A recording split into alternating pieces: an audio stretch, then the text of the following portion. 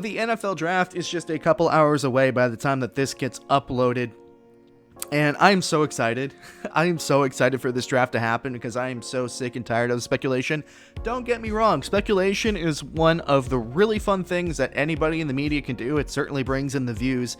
Everybody has their own opinion, but after weeks and weeks and months of speculation, at some point, you just want to move on and actually get to the draft and start talking about the actual moves that these teams make and start analyzing what these teams are going for, whether or not they made good decisions or not. That's what everybody's working for.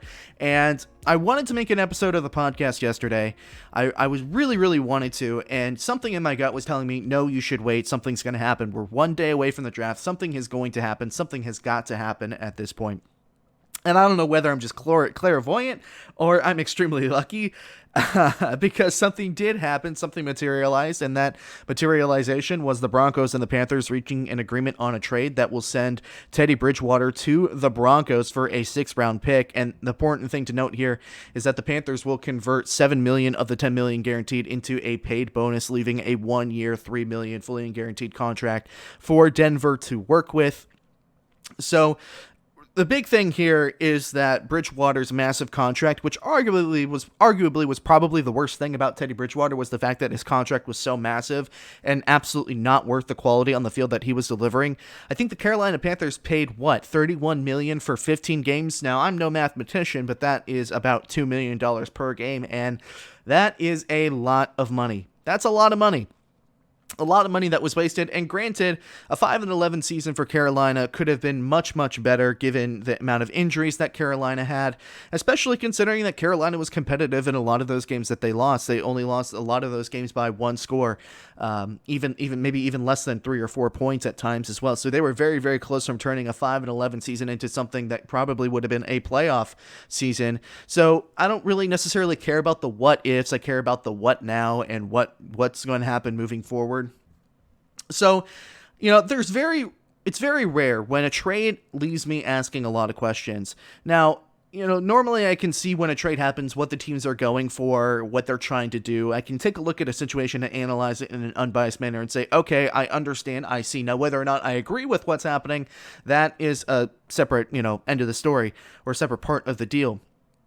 But I think it's very interesting as to what Denver is trying to do here, because we've actually talked about the possibility of Denver moving on from Drew Lock on the show recently. I don't know whether it was last week. I don't know if it was 2 weeks ago, but we talked about the possibility on if a top 5 quarterback fell to the Broncos at number 9, which now it looks more and more like some of those quarterbacks will be falling further back into the first round. If one of those quarterbacks drops to Denver at number 9, whether that be Lance, Fields, or Mac Jones, whatever the runt of the litter is, if it falls to you at number 9, would you, as Denver, at number 9, take a flyer and draft a quarterback to replace Drew Lock if you have the guy that you absolutely like in that spot? Because let's be honest, Drew Lock has been not so great of a quarterback.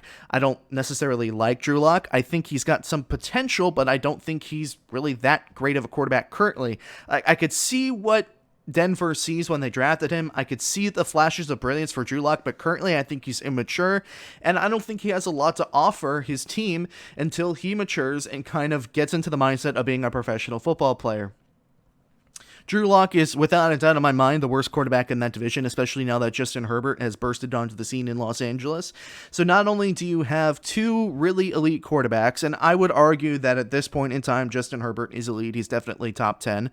Justin Herbert and Patrick Mahomes, and then you also have Derek Carr there. Now, depending on how you feel about Derek Carr, he could also be an above average to really good quarterback. So as Drew Lock being the quarterback of the Denver Broncos, that's not necessarily a short leap between 3rd and 4th. It's a massive gaping canyon between the 3rd and 4th spot in terms of quarterback rankings in that division.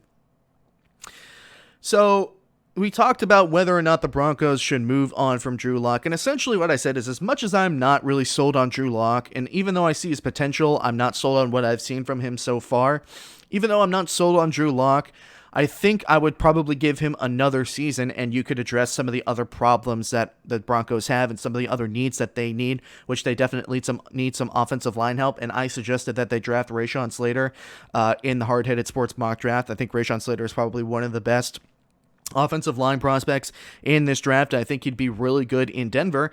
So essentially, again, I don't know if I'm clairvoyant or just lucky, but it appears that that's kind of the sentiment that George Patton, who is the general manager of the Denver Broncos, has felt also, as now they have traded for Teddy Bridgewater. And they are more than likely not going to draft a quarterback with number 9. I imagine that they probably draft an offensive tackle, offensive lineman, as I said, or they can go cornerback as well. They could use some help at the cornerback position to help out with Kyle Fuller, who did get picked up in the offseason. I do want to briefly talk about this from Carolina's perspective as well. I really like what Carolina's done here. Teddy Bridgewater, I wasn't opposed to the idea of him kind of playing in front of Sam Darnold for a year, but I think what Sam Darnold really needs is a team that believes in him 100%. And what this does is this clears the room for Sam Darnold, for Carolina, and Matt Rule to say, you are our number one guy. Go and prove to us what we believe in you to be.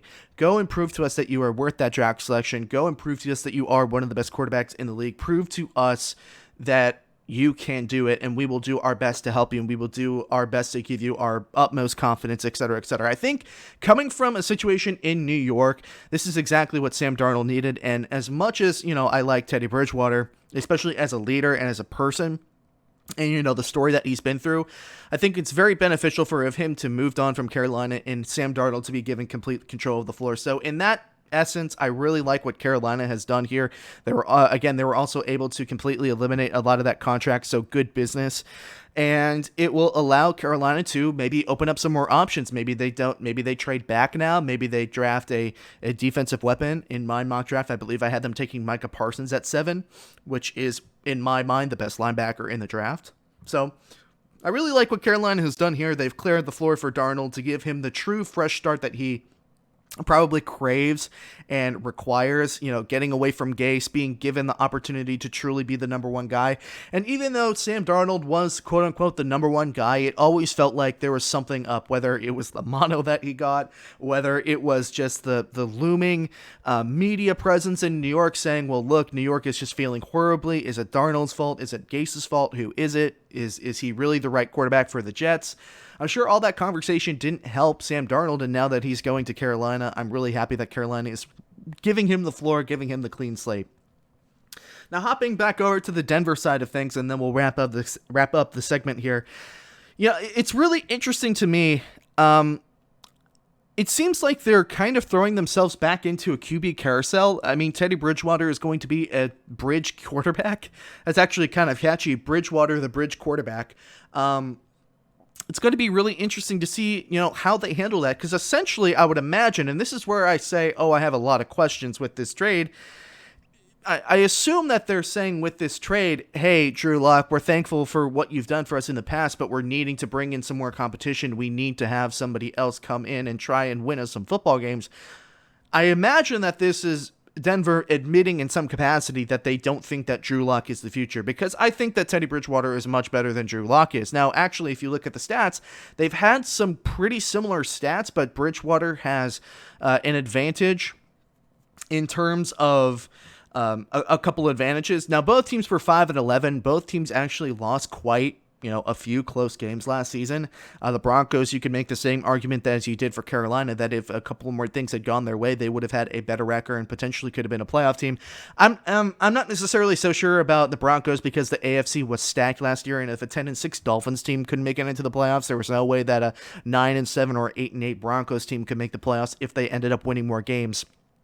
But that aside, The stats for both quarterbacks last season: Bridgewater, 3,733 yards, 15 touchdowns, 11 interceptions in 15 games played.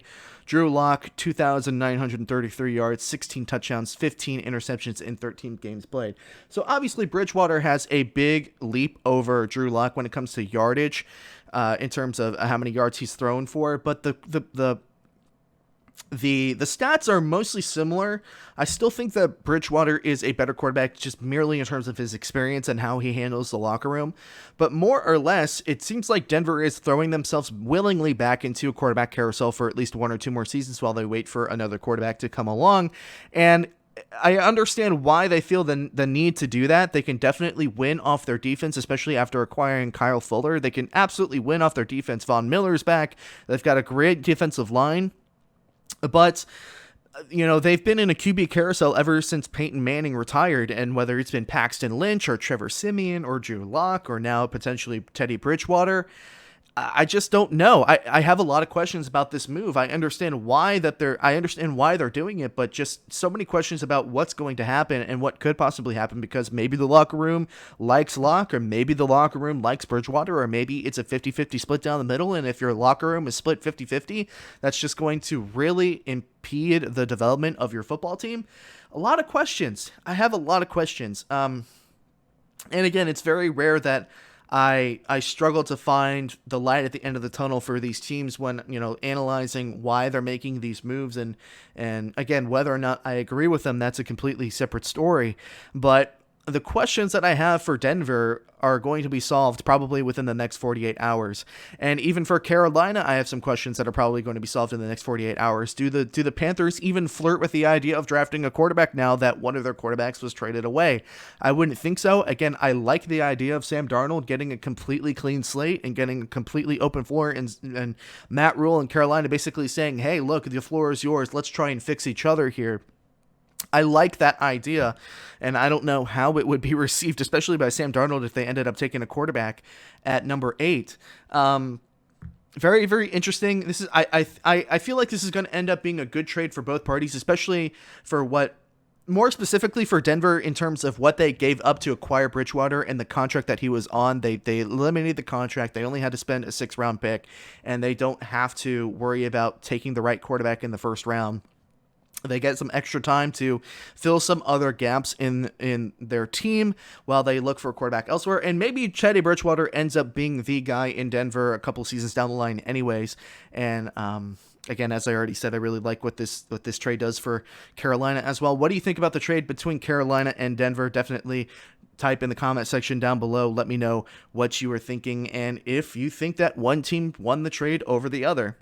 Hey folks, thank you so much for listening to this segment from the Hard-Headed Sports Podcast. If you enjoyed this segment, make sure that you drop a like on the video and a comment. It helps me out a bunch. And if you're interested in watching more segments like this from the show after the show has been completed, you should definitely subscribe to the YouTube channel. And if you're interested in listening to the entire show in its full-length entirety, you should listen to the show on Spotify, Apple Podcasts, Google Podcasts, and Anchor. Once again, thank you so much for watching the video. My name is Nick Ryan, and I will see you all again very soon.